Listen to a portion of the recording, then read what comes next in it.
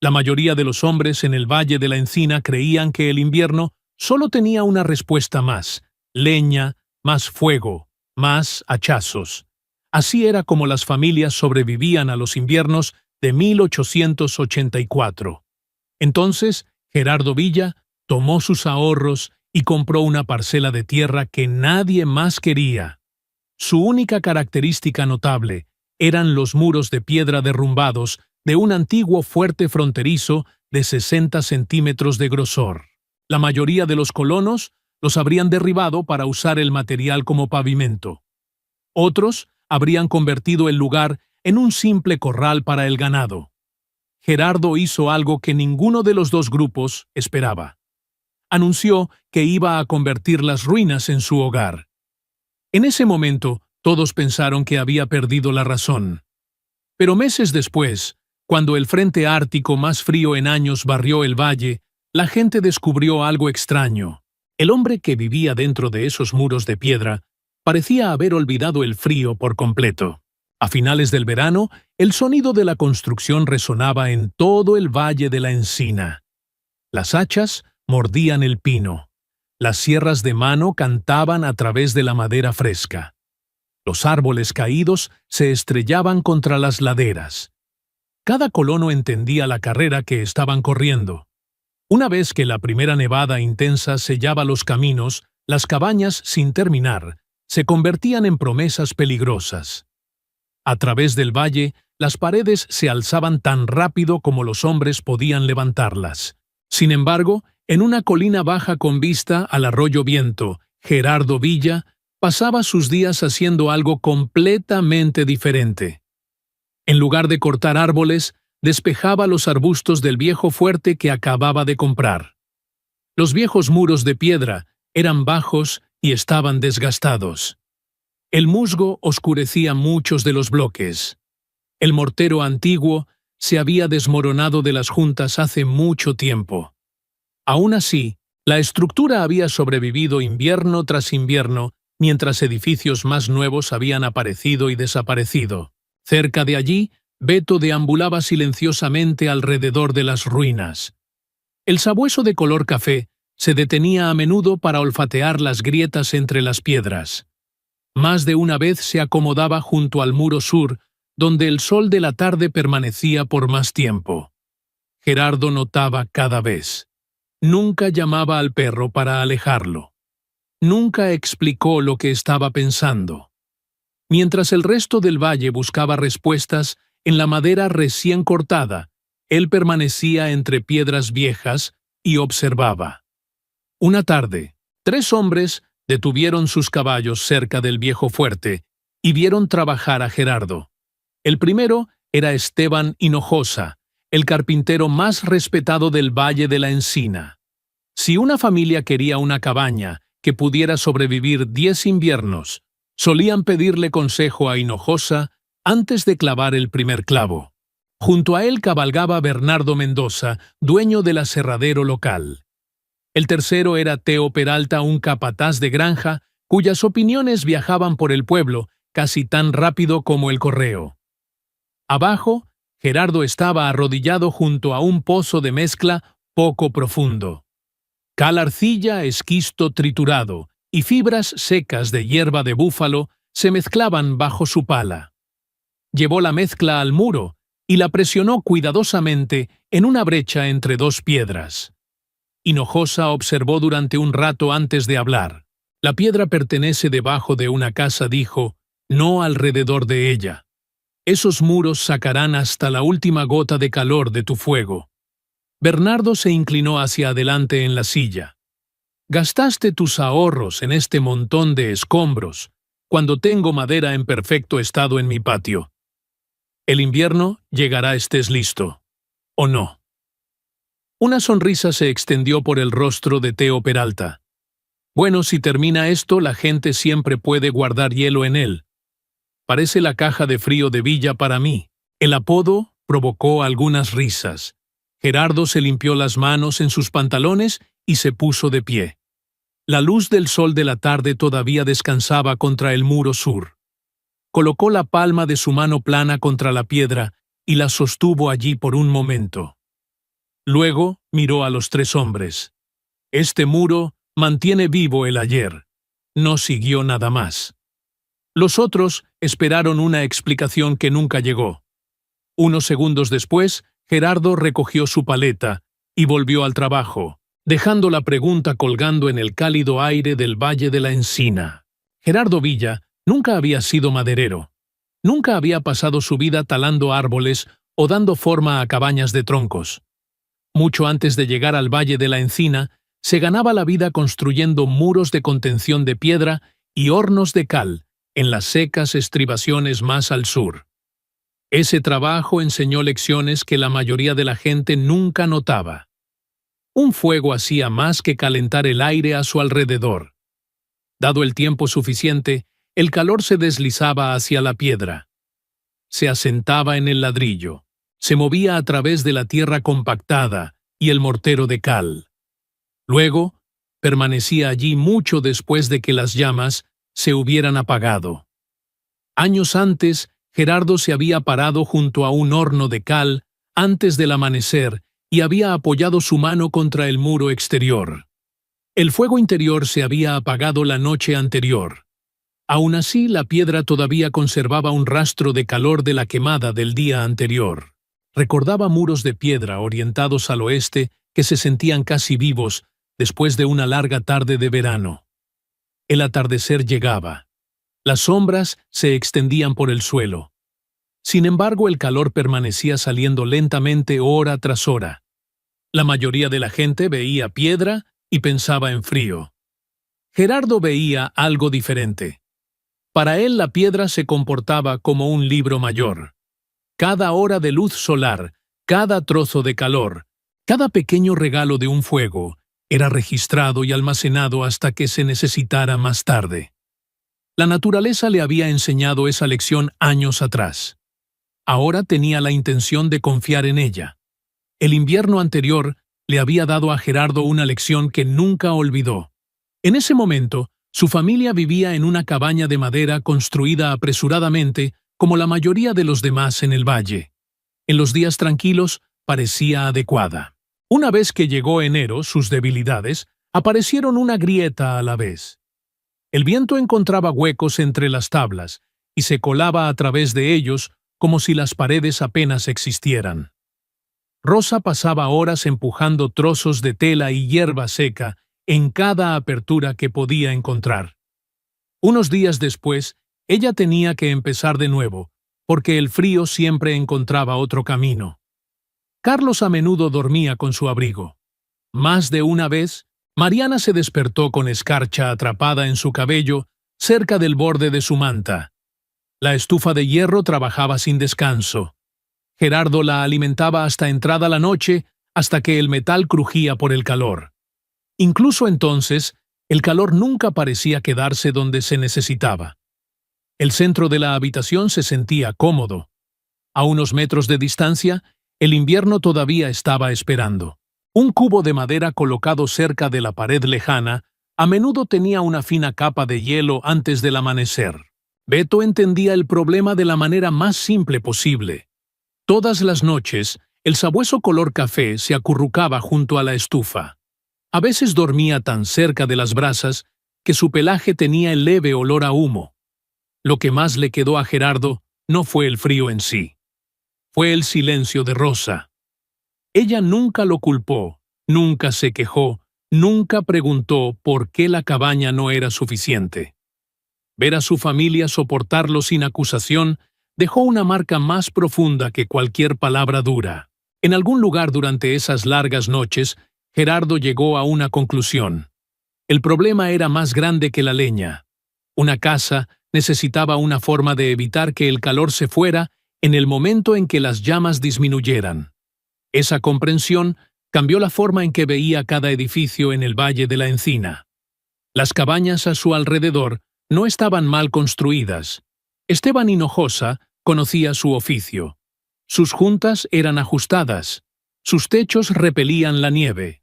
Sus puertas encajaban mejor de lo que la mayoría de los hombres podía lograr. Sin embargo, incluso una cabaña de madera bien construida sufría de la misma debilidad. Su comodidad existía solo mientras el fuego estaba ardiendo. Una pared de madera delgada vivía de hora en hora. El calor entraba rápidamente y escapaba igual de rápido. Para Gerardo la situación se parecía un poco a tratar de llenar un barril con fugas. Más madera ayudaba, pero solo por un tiempo. La respuesta, creía él, no era un fuego más grande. La respuesta era encontrar un lugar donde el calor de ayer pudiera permanecer hasta que el mañana lo necesitara. Sus recuerdos de los viejos hornos de cal le recordaron que solo la piedra podía hacer exactamente eso. Así que cuando la primavera finalmente descongeló la pradera, Gerardo no se dirigió al aserradero como los otros hombres. Cabalgó buscando un tipo diferente de salvación. El día que encontró un tramo de tierra ondulada que albergaba las ruinas desmoronadas de un antiguo fuerte fronterizo, no fue un accidente. La mayoría de los colonos se burlaron de la parcela viéndola como un terreno estéril, lleno de rocas muertas inútiles. Pero Gerardo vio algo completamente diferente. Vio un ancla para el calor.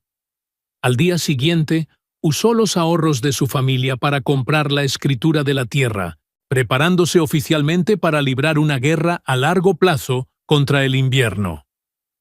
Una vez que Gerardo se comprometió con el viejo fuerte, comenzó el trabajo real. Las ruinas medían aproximadamente 7 metros por 11 metros y medio. El tiempo no las había destruido, pero ciertamente las había puesto a prueba. Varias esquinas se habían asentado de manera desigual. Gran parte del mortero original se había desgastado hasta convertirse en polvo. A lo largo del muro norte, años de congelación y descongelación habían abierto grietas estrechas entre las piedras. Nada de la estructura estaba listo para una familia.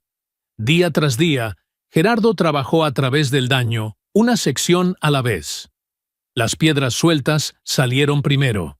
Luego cavó una zanja poco profunda alrededor de los cimientos, exponiendo los cursos más bajos de roca. Las piedras más grandes fueron colocadas cerca del nivel del suelo donde el peso importaba más. Siguió el mortero fresco. La arcilla de cal formó la base de la mezcla. El esquisto triturado le dio fuerza. Las fibras de hierba de búfalo ayudaron a mantener todo unido mientras se secaba. El proceso fue lento. Una sola sección de pared podía consumir la mayor parte de un día. Rosa llevaba agua del arroyo en cubos de madera. Carlos recogía piedras más pequeñas que podían usarse para llenar los huecos. Mariana pasaba las tardes recolectando hierba seca para la mezcla de mortero. Su progreso rara vez parecía dramático. Algunas noches era difícil saber si el muro había cambiado en absoluto. Beto permaneció cerca durante todo el trabajo. Durante las horas más calurosas, el sabueso a menudo se estiraba bajo la sombra del muro sur y observaba a la familia moverse de una tarea a otra. Gerardo prestó especial atención a las secciones más bajas del fuerte. Se dejaron pequeños huecos de drenaje cerca del nivel del suelo, donde pudiera acumularse humedad. La mayoría de la gente nunca los notaría. Eso estaba bien para él. Las buenas decisiones de construcción a menudo desaparecían una vez que el trabajo estaba terminado. En todo el valle, las cabañas parecían levantarse casi de la noche a la mañana.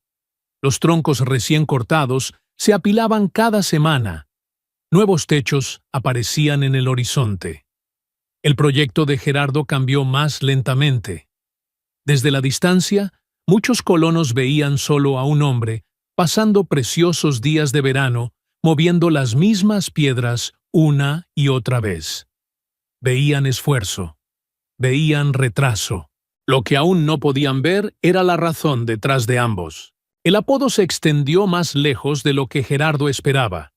A principios de septiembre, casi todos los que visitaban la tienda general habían escuchado alguna versión de la historia. Cada vez que Teo Peralta la repetía, los detalles se volvían un poco más entretenidos. A veces el fuerte no tenía techo. A veces se suponía que los muros se estaban hundiendo en el suelo. En una ocasión Theo afirmó que Gerardo planeaba pasar el invierno viviendo dentro de un sótano de piedra como un tejón. Las risas solían seguir antes de que la historia terminara. Bernardo Mendoza abordó la situación desde un ángulo diferente. A menudo se paraba cerca de la estufa en la tienda, calculando cuántos pies tabla de buena madera Gerardo había ignorado mientras reconstruía una vieja ruina. Según Bernardo, un hombre sensato ya podría tener una cabaña resistente a la intemperie donde estaba el fuerte. Esteban Hinojosa rara vez se unía a las bromas. Su influencia funcionaba de otra manera. Un lento movimiento de cabeza del constructor más respetado del valle tenía más peso que un argumento. Ese era el verdadero peligro. La gente comenzaba a ver a Gerardo como un hombre que tomaba malas decisiones durante la temporada de construcción más importante del año. En la frontera, la confianza importaba casi tanto como los suministros. Una vez que la gente dudaba del juicio de un hombre, se volvían menos dispuestos a seguirlo, a ayudarlo o escucharlo. La presión finalmente llegó a casa. Una tarde Rosa escuchó algunos comentarios mientras compraba harina. Regresó sin mencionarlos. La cena pasó en silencio. El crepúsculo se asentó sobre el fuerte. Más tarde Gerardo se sentó afuera lavándose el mortero seco de las manos. La cal había agrietado la piel de sus nudillos. Varios cortes se habían vuelto blancos por el polvo. Rosa lo observó por un momento. Luego hizo una pregunta simple. ¿Estará terminado antes de la primera helada fuerte? La respuesta no llegó de inmediato. Gerardo estudió sus manos antes de mirar hacia los muros sin terminar. Tiene que estarlo. No fue necesario decir nada más. El silencio que siguió cargaba con toda la incertidumbre que ambos sentían. Las tormentas de verano suelen anunciarse desde la distancia. Esta no lo hizo. Nubes grises flotaron sobre la pradera durante la tarde y se asentaron a través del valle de la encina como una manta. La lluvia siguió poco después. No fue violenta. No hubo truenos dignos de recordar, ni tormentas de viento dramáticas, solo lluvia fría hora tras hora. El tipo que encontraba cada debilidad que un constructor esperaba que nadie notara. Por la mañana, Gerardo vio el daño. Una sección de mortero fresco cerca de la esquina norte más baja se había lavado. Varias piedras a lo largo del curso inferior se habían desplazado hacia afuera. El agua se acumulaba contra los cimientos, donde el suelo se inclinaba ligeramente hacia el muro. Por un largo momento, simplemente se quedó allí. La sección arruinada no era grande. No necesitaba serlo. Un pequeño fallo fue suficiente para exponer un problema mayor. Cerca Beto se acercó a la esquina mojada, bajó la nariz hacia la tierra empapada, luego se alejó silenciosamente. Más tarde ese día, el sabueso eligió un lugar diferente para descansar. Antes del mediodía, Theo Peralta pasó cabalgando y vio el daño. Para la noche la historia ya había llegado al pueblo. Según la versión más reciente, la caja de frío de Villa se estaba desmoronando antes de que hubiera aparecido el primer copo de nieve. Un día después, Esteban Hinojosa se detuvo a inspeccionar el muro él mismo. Se agachó junto a la esquina dañada y estudió el agua estancada. Cuando finalmente se levantó, su voz permaneció tranquila. El agua hará lo que el frío termine. No hubo risas en la declaración. Eso hizo que fuera más difícil descartarlo. Por primera vez desde que comenzó el proyecto, Gerardo se encontró enfrentando evidencia de que su idea por sí sola no era suficiente. El muro había sobrevivido a muchos inviernos, pero un punto de drenaje mal gestionado casi había deshecho semanas de trabajo. No discutió. No defendió el error. En su lugar, retiró la sección dañada piedra por piedra. Rosa observó desde la distancia mientras parte del muro desaparecía bajo las manos de su esposo. La vista tensó algo dentro de su pecho. Esa noche, Carlos miró fijamente la esquina semidesmantelada. ¿Vamos a volver a la vieja cabaña? Gerardo miró hacia la sección arruinada. Luego, recogió otra piedra. No, si aprendo lo suficientemente rápido. La respuesta no pretendía sonar valiente. Sonaba como lo que era un hombre aceptando que la naturaleza acababa de darle una lección y que el invierno no esperaría a que él lo ignorara. La esquina dañada desapareció durante los siguientes días. La mayoría de la gente asumió que Gerardo simplemente estaba reconstruyendo lo que había fallado. La realidad era más complicada. No estaba reparando un muro. Estaba corrigiendo un error. El agua estancada había revelado algo importante. El viejo fuerte podía sobrevivir al invierno solo si la humedad salía antes de que llegara el clima helado. El calor y la piedra funcionaban bien juntos. El agua era un asunto completamente diferente. Gerardo comenzó por reabrir el suelo alrededor del lado norte. La zanja poco profunda se volvió más profunda y más ancha. El esquisto triturado llenó el fondo. La piedra suelta siguió. En lugar de permitir que el agua de lluvia permaneciera junto a los cimientos, creó una pendiente suave que la alentó a alejarse del muro. El mortero también cambió. Más cal entró en la mezcla exterior. Menos arcilla permaneció cerca de la superficie. La capa interior se mantuvo ligeramente más suave para que pudiera unirse con la piedra. El exterior se endureció en una cáscara más dura, mejor adaptada a la lluvia y la nieve. Una noche, Rosa lo vio reconstruyendo la esquina por segunda vez. La cantidad de trabajo adicional parecía imposible de ignorar. ¿Por qué no simplemente reemplazar lo que se lavó?, preguntó ella.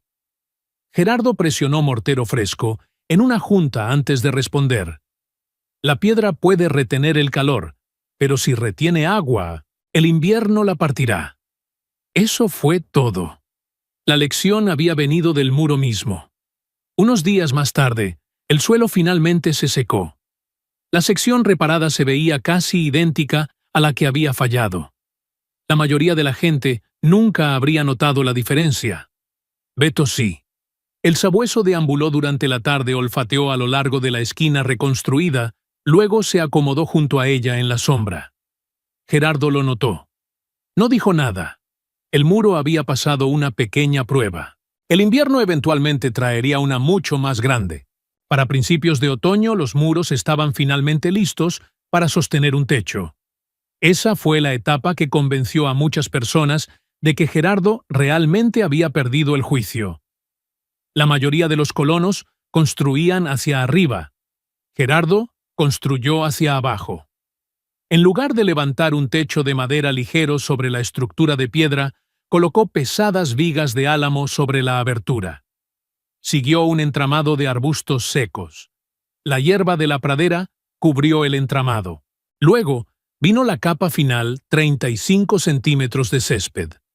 Cada sección tenía que ser cortada, transportada, levantada y ajustada en su lugar. El techo terminado se veía menos como una cabaña y más como un pedazo de la ladera misma. Desde la distancia, la estructura parecía hundirse en la tierra. Las bromas regresaron. Algunos decían que Gerardo estaba construyendo una cueva. Otros afirmaban que estaba preparando una tumba lo suficientemente grande para toda una familia. Los comentarios nunca ralentizaron el trabajo. Carlos y Mariana ayudaron a llevar haces de hierba. Rosa ayudaba con el césped siempre que su fuerza lo permitía. Cerca, Beto deambulaba entre el muro sur y la entrada sin terminar, desapareciendo ocasionalmente detrás de montones de tierra antes de emerger de nuevo con polvo en su pelaje. La entrada miraba hacia el sureste, lejos de los peores vientos del norte. Dos pequeñas ventanas se asentaban profundamente dentro de los gruesos muros de piedra. Vistas desde afuera, parecían ojos vigilantes mirando a través del valle. Adentro, Gerardo dedicó especial atención al hogar. La mayoría de las familias dependían de una estufa de hierro independiente. Él eligió un enfoque diferente. El hogar de piedra se construyó directamente contra el muro norte para que cada fuego pudiera alimentar de calor a la mampostería misma. El calor entraría en la piedra mucho antes de que llegara el invierno. Una noche, mientras se colocaban los últimos trozos de césped, Rosa retrocedió y estudió la forma terminada. El techo se mezclaba con la tierra tan completamente que el edificio parecía casi enterrado. «Se ve enterrado», dijo en voz baja. Gerardo apoyó una mano contra el muro. «Es por eso que puede vivir». La respuesta sonaba extraña. Meses después, sonaría mucho menos extraña que las cabañas que lo rodeaban. Las primeras noches frías llegaron silenciosamente. Ninguna tormenta las anunció. Ningún periódico las habría registrado. El otoño simplemente apretó su agarre un poco más cada semana, hasta que la escarcha comenzó a aparecer a lo largo del arroyo antes del amanecer. Fue entonces cuando Gerardo comenzó a llevar registros. 2 termómetros viejos fueron montados dentro de la casa de piedra. Uno colgaba cerca de la entrada. El otro descansaba contra el muro norte junto al hogar. Un pequeño cuaderno permanecía en un estante cercano. Cada día recibía su propia entrada. Temperatura al atardecer. Temperatura antes del amanecer. ¿Cuánta leña se había quemado? ¿Cuánto tiempo permanecieron vivas las brasas bajo las cenizas? Incluso el lugar donde Beto elegía dormir. Al principio Rosa encontró ese último detalle desconcertante. Una noche miró por encima de su hombro y sonrió. «Ahora llevas registros del perro Gerardo», cerró el cuaderno. «Un perro no importa un muro». La respuesta se quedó con ella. Pasaron 3 semanas. Los números comenzaron a formar un patrón. Varias noches bajaron a 11 grados bajo cero afuera. Al amanecer, el interior todavía se mantenía por encima de los 8 grados sobre cero. El fuego a menudo se reducía a brasas brillantes antes de la medianoche. Sin embargo, la temperatura interior disminuía lentamente en lugar de colapsar de golpe. Otro detalle llamó la atención de Gerardo. Beto ya no pasaba todas las noches junto al hogar.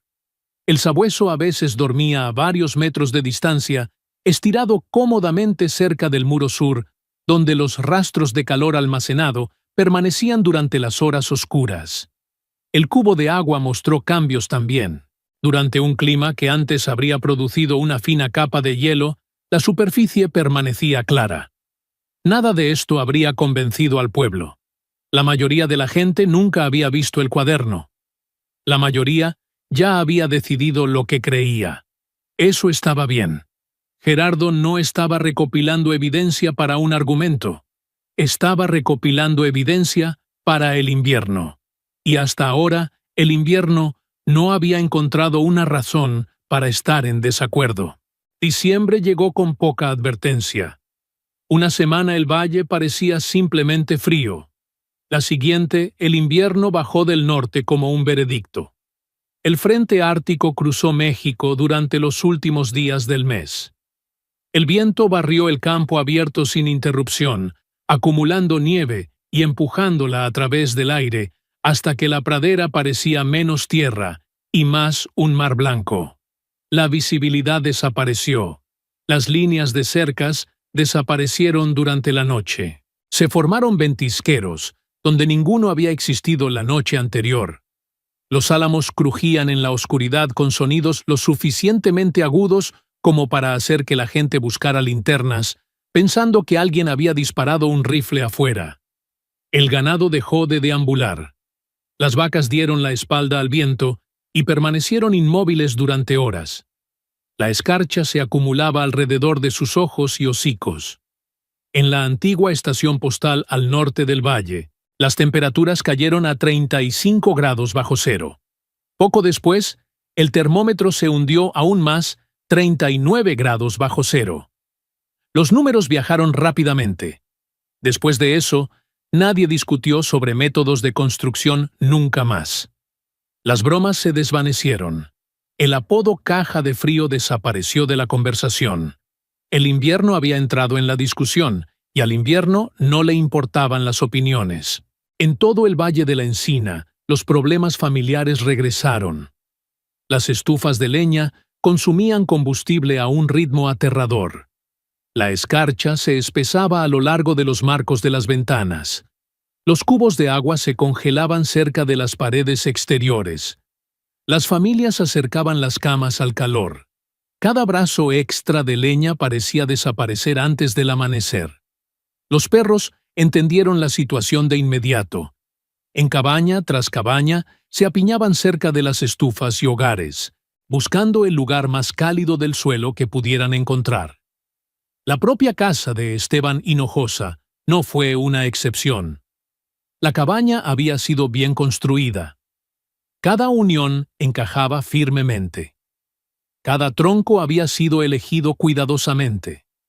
Sin embargo, la habilidad por sí sola no podía negociar con un frente ártico.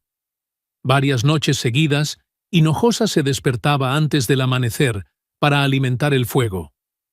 Luego se despertaba una y otra vez. Para la tercera noche, el sueño llegaba en fragmentos medidos entre viajes a la estufa. Más allá de los muros, el viento seguía aullando. Mientras tanto, el fuego en el hogar continuaba desvaneciéndose. La prueba había comenzado.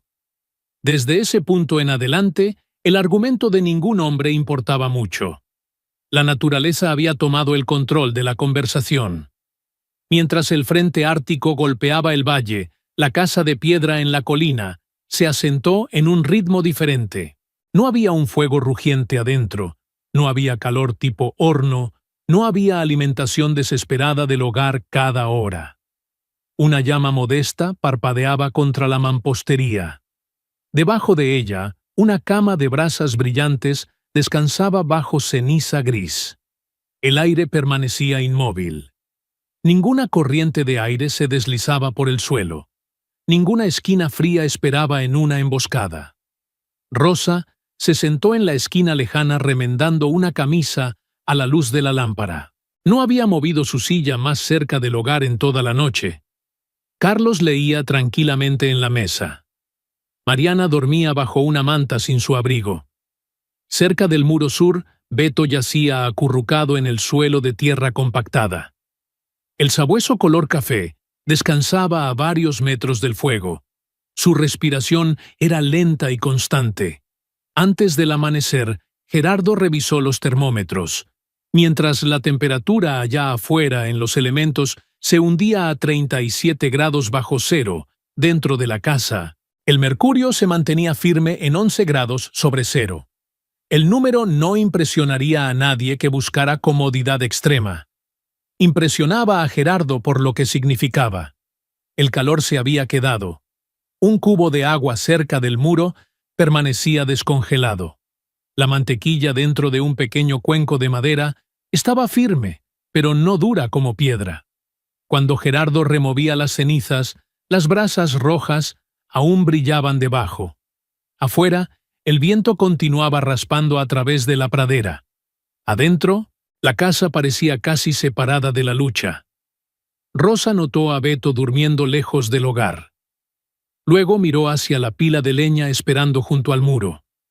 Por un momento no dijo nada. Simplemente tomó uno de los troncos que había planeado quemar esa noche y lo colocó de nuevo en la pila. El gesto duró solo un segundo. Para Gerardo valía más que cualquier cumplido que hubiera podido recibir. En el quinto día del frente ártico, el invierno encontró una nueva forma de probar a Esteban Hinojosa. Uno de sus caballos atravesó una sección de cerca cubierta de nieve durante la noche y desapareció en el temporal. Por la mañana, las huellas ya se estaban desvaneciendo. Hinojosa ensilló de todos modos. La búsqueda lo llevó a través de la pradera abierta, donde el viento parecía decidido a borrar cada signo de vida. La nieve barría el suelo en largas sábanas blancas. Los puntos de referencia aparecían y desaparecían sin previo aviso. Finalmente, El rastro lo llevó cerca de la colina de Gerardo. Al principio, Hinojosa casi pasa por alto la estructura. La casa de piedra se asentaba bajo su techo de césped oscura, contra la nieve pareciendo menos un edificio que un pedazo de tierra que había decidido permanecer por encima de la superficie. Una ráfaga repentina golpeó desde el noroeste. Hinojosa tropezó. Instintivamente, lanzó una mano desnuda para estabilizarse contra el muro sur. Luego se detuvo. Por un momento, simplemente se quedó allí. La temperatura afuera rondaba los 36 grados bajo cero. La piel normalmente se quejaba casi de inmediato en ese tipo de frío, pero la piedra bajo su palma se sentía diferente. No estaba caliente. No de la forma en que un hogar estaba caliente, no de la forma en que una estufa estaba caliente, pero la mordida asesina que esperaba faltaba. Lentamente, presionó toda su mano contra el muro. Años de experiencia le decían que la piedra debería estar robando calor de su piel. En cambio, parecía estar aferrándose a algo. Un rastro, un recuerdo, los restos de calor reunidos mucho antes de esa mañana. La realización llegó silenciosamente. Nadie estaba cerca para discutir. Nadie pronunció un discurso.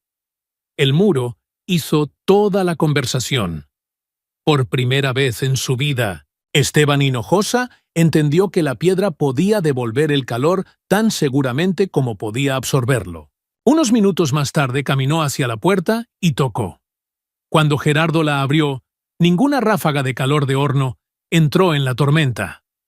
Eso sorprendió a Hinojosa casi tanto como el muro. El interior se sentía estable. El aire no se movía. Ninguna corriente fría rozó sus piernas. Ningún rincón de la habitación parecía abandonado al invierno. La vida dentro de la casa se desarrollaba a un ritmo increíblemente pausado. En el suelo, Carlos estaba reparando cuidadosamente una correa de cuero mientras Mariana estaba profundamente dormida bajo una manta de lana. En la mesa, Rosa cortaba pan con calma. Incluso Beto el sabueso descansando cerca del muro sur no podía ser molestado. Levantó perezosamente la cabeza antes de acomodarse de nuevo, estirándose cómodamente a una buena distancia del hogar. Los ojos de Hinojosa se movieron por la habitación. Un cubo de agua estaba bien alejado del fuego. La superficie permanecía clara. La pila de leña atrajo su atención a continuación. Considerando el clima afuera, debería haber menos, mucho menos. Gerardo esperó. No ofreció ninguna explicación. Finalmente, Hinojosa se aclaró la garganta. ¡Cuánta madera! Sin una palabra, Gerardo le entregó el cuaderno. Hinojosa estudió las entradas, las temperaturas, las fechas, el consumo de combustible. Para cuando bajó el cuaderno, el argumento que había llevado durante meses ya se había ido. La habitación contenía demasiada evidencia, y cada pieza de ella estaba sentada silenciosamente a plena vista. El frente ártico finalmente aflojó su agarre. El viento se debilitó. La nieve dejó de moverse. La gente emergió de sus cabañas y comenzó a comparar historias como siempre lo hacen las comunidades fronterizas después de una temporada difícil. Unos días más tarde, la tienda general se llenó de rostros familiares. Bernardo Mendoza estaba cerca del mostrador discutiendo pedidos de madera para la primavera. Varios colonos escuchaban mientras calculaban reparaciones, adiciones y edificios de reemplazo que el invierno había hecho necesarios. Al otro lado de la habitación, Teo Peralta vio una oportunidad. «Bueno», dijo con una sonrisa, «supongo que la caja de frío de Villa no se congeló después de todo». Siguieron algunas risas. Nada parecido a las risas del otoño. Antes de que la conversación pudiera continuar, otra voz entró. Esteban Hinojosa acababa de entrar. La nieve se derritió de sus botas mientras cruzaba la habitación. Teo esperaba acuerdo. En cambio, Hinojosa lo interrumpió. La interrupción no fue dramática. no fue enojada. Eso la hizo más poderosa. Cualquiera que planee construir al norte del valle el próximo año debería visitar el lugar de Gerardo antes de pedir madera, dijo. La habitación quedó en silencio. Varios hombres intercambiaron miradas. Bernardo cruzó los brazos. ¿Estás diciendo que la piedra vence al pino Hinojosa? Miró hacia la ventana por un momento. Afuera el invierno todavía cubría el valle. La evidencia permanecía visible en cada ventisquero y línea, de cerca congelada. Cuando finalmente respondió, su voz no tuvo vacilación. Estoy diciendo que al frío no le importa lo que yo solía creer. Nadie se rió después de eso.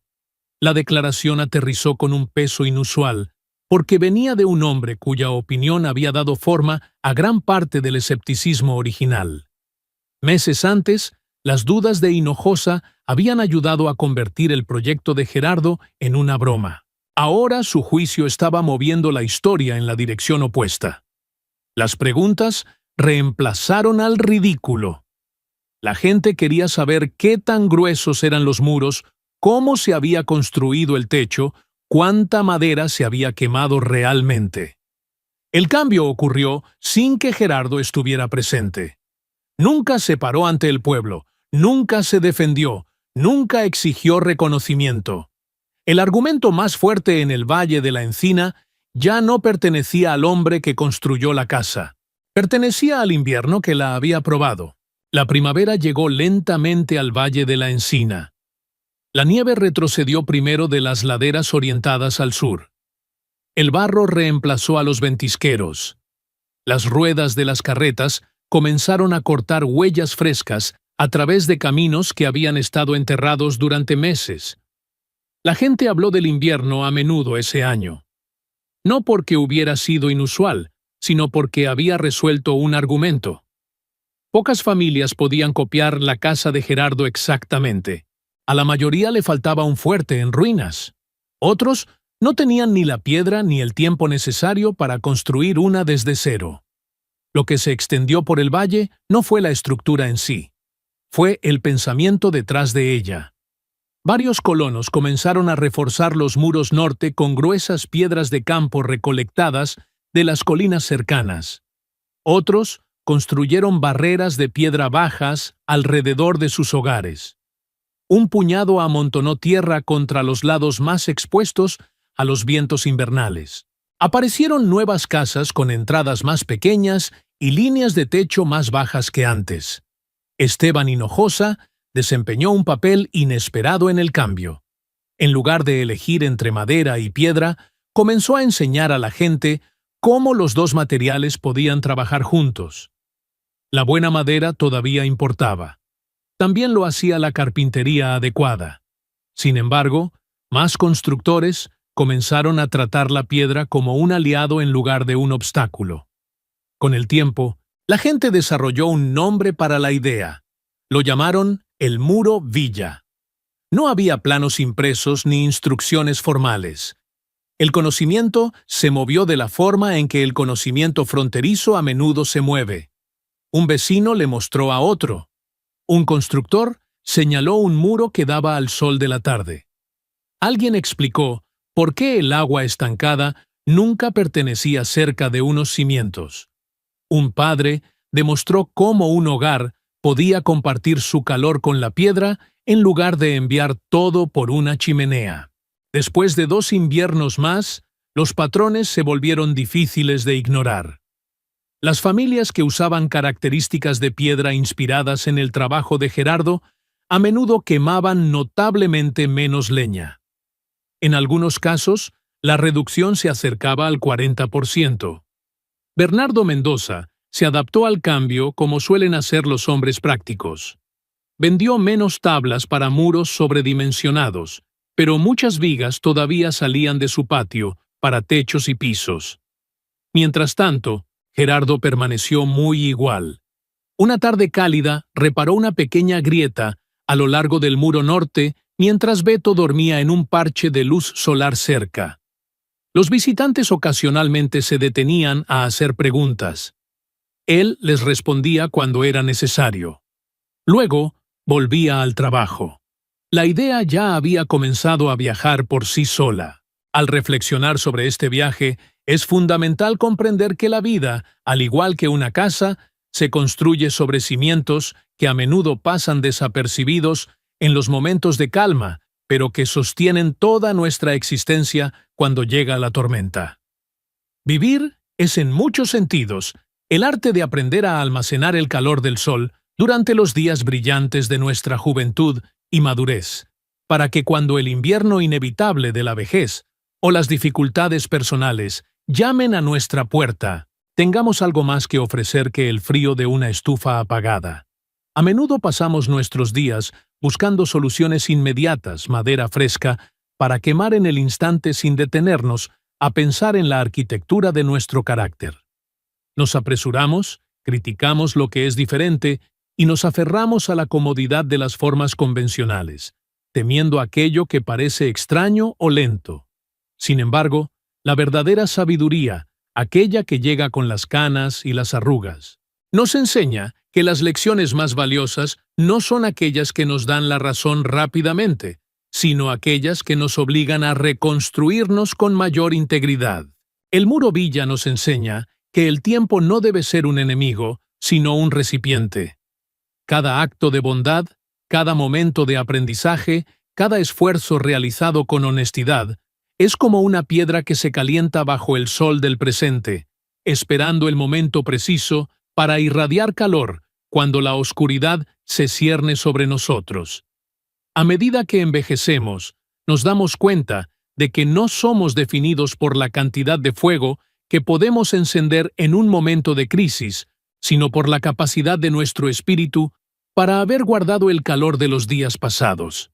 Hemos visto a muchos esforzarse por brillar intensamente en su juventud, consumiéndose como leña seca, para terminar desamparados ante la primera ráfaga del destino. En cambio, aquellos que viven con intención, que construyen sus relaciones y sus valores, como quien coloca piedra sobre piedra, con mortero de paciencia y cal de comprensión, descubren que el frío nunca llega a tocar el alma. El invierno de la vida, esa etapa donde la fuerza física disminuye y las sombras se alargan, no tiene por qué ser una temporada de carencia. Si hemos dedicado nuestra existencia a ser receptáculos de la luz, si hemos escuchado las lecciones de la naturaleza y hemos aprendido a mirar más allá de lo superficial, descubriremos que el calor del ayer, la risa compartida hace años, la lección aprendida de un fracaso pasado, el amor cultivado con calma, todavía resuena dentro de nosotros. No se trata de derrotar al invierno, porque ninguna vida está exenta de su paso, sino de aprender a estar preparados para que su llegada no nos encuentre despojados de calor. La verdadera victoria humana no reside en la acumulación de posesiones efímeras, sino en la construcción de una estructura interior que sea capaz de retener la calidez del espíritu mucho después de que los fuegos exteriores se hayan extinguido. Que cada uno de nosotros, al mirar hacia el horizonte de nuestros propios años, pueda encontrar ese rincón cálido, ese recuerdo o ese valor que, al igual que los muros de Gerardo, mantenga vivo el ayer para iluminar y templar el hoy. Es en esa conexión continua entre lo que fuimos y lo que somos, donde reside la verdadera calidez que nos permite soportar sin miedo y con dignidad cualquier frente ártico que la vida decida enviarnos, sabiendo que mientras el corazón tenga donde guardar la luz, siempre habrá esperanza.